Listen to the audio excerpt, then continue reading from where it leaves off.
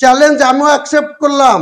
আমি রেজিনগর দাঁড়াবো আর কাঁদিতেও দাঁড়াবো, নাহলে আর এক হুমায়ুন কবিরকেও কাঁদিতে নিয়ে এসে দাঁড় করাবো তোর বিরুদ্ধে। দেখবো তুই কত ধানে কত চাল হয়, তোকেও দেখাবো। অপূর্ব সরকার, তুই চ্যালেঞ্জ আমি অ্যাকসেপ্ট আমিও করলাম। আজ থেকে হোক লড়াই, মানুষ কি চাই দেখা যাবে। রাজনীতিতে সব সম্ভব।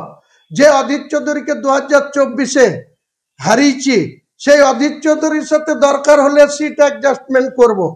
রাজনীতিতে সব সম্ভব, কিন্তু তোকে সাধারণ পাবলিক করে দেবো।